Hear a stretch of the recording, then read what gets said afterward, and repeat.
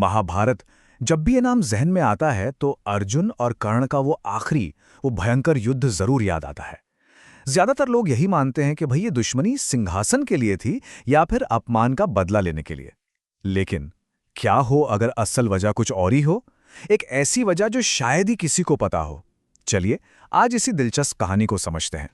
तो सबसे पहला सवाल यही उठता है कि आखिर अर्जुन और कर्ण इतने बड़े दुश्मन थे क्यों?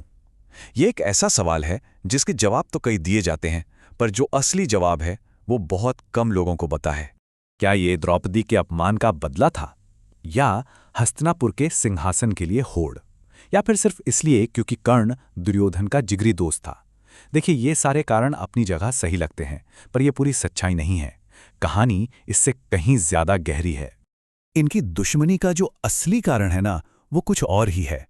एक ऐसी वजह जिसकी जड़ें महाभारत के जमाने में नहीं, बल्कि हजारों हजारों साल पहले के समय में छिपी हुई हैं। तो चलिए सबसे पहले एक आम गलतफहमी को ही दूर करते हैं, जो हम में से ज्यादातर लोग इस दुश्मनी के बारे में सच मानते आए हैं। सच तो ये है कि इनकी दुश्मनी महाभारत से शुरू हुई ही नहीं थी। ये तो एक हजारों साल पुरानी कहानी है, जो एक अधूरे काम को पूरा करने के लिए द्वापर युग में एक तरह से फिर से दोहराई गई। तो फिर चलिए अब समय में हजारों साल पीछे चलते हैं और इस दुश्मनी की असली जड़ तक पहुंचते हैं। ये कहानी किसी राजकुमार या राजकुमारी की नहीं है। ये शुरू होती है एक बहुत ही शक्तिशाली असुर से, जिसने एक ऐसा वरदान हासिल कर लिया था जो उसे लगभग अमर बना देता था। और उस असुर की बेहिसाब शक्ति का राज था उसके 1000 अभेद्य कवच। ये उसे वरदान में सूर्यदेव से मिले थे।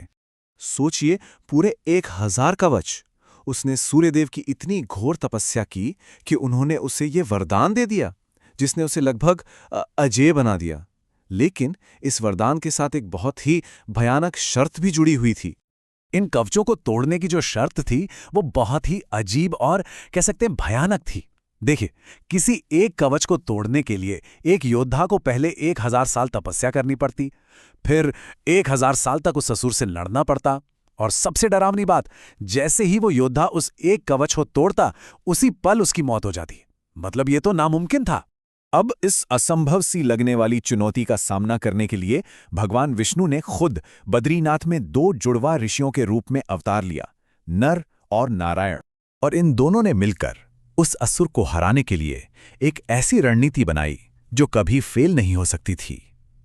नर ने भूमिका निभाई योद्धा की, और नारायण बने तपस्वी ऋषि, जिनकी तपस्या में किसी को भी दोबारा जिंदा करने की शक्ति थी। अब उनकी रणनीति कैसे काम करती थी, ये बहुत मजेदार है। ये एक साइकिल की तरह थी। नर 1000 साल तक असुर से युद्ध करते, और ठीक उसी समय नारायण 1000 साल तपस्या करते। अब जैसे ही नर एक कवच तोड़ते, शर्त के मुताबिक उनकी मौत हो जाती, लेकिन नारायण अपनी तपस्या की शक्ति से उन्हें फौरन जिंदा कर देते। और फिर सबसे कमाल की बात, वो अपनी भूमिकाएं बदल लेते थे। और ये जन्म और मृत्यु का चक्र हजारों लाखों सालों तक चलता रहा, और इस तरह नर और नारायण ने मिलकर उस महाबली असुर के 999 कवच तोड़ डाले। अब जब सिर्फ एक आखिरी कवच बचा था, तो वो असुर बुरी तरह डर गया। उसे अपनी मौत सामने दिखी, और वो भागकर सीधा अपने रक्षक सूर्यदेव की शरण में चला गया। और इसी वजह से नर और नारायण का वो मिशन अधूरा रह गया। लेकिन देखिए, जो काम अधूरा था वो तो खत्म होना ही था। समय का पहिया घुमा, युग बदले, और फिर आया द्वापर युग, जहां इस कहानी के सारे किरदार एक नए रूप में फिर से पैदा हुए। और यहीं पर सारी कड़ियां जुड़ती है।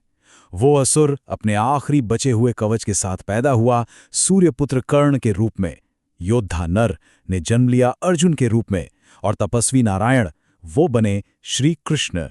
तो इसका मतलब ये हुआ कि कुरुक्षेत्र का युद्ध सिर्फ एक पारिवारिक झगड़ा नहीं था, वो तो एक स्टेज था, एक मंच जिसे तैयार किया गया था उस हजारों साल पुराने अधूरे काम को पूरा करने के लिए। और ये काम सिर्फ और सिर्फ अर्जुन और श्री कृष्ण ही मिलकर पूरा कर सकते थे। तो अब जरा सोचिए, अर्जुन और कर्ण का वो अंतिम युद्ध क्या सिर्फ एक बदला था, या फिर हजारों साल पुरानी एक किस्मत को पूरा करने की देवीय योजना? ये नजरिया पूरी कहानी को ही बदल कर रख देता है ना?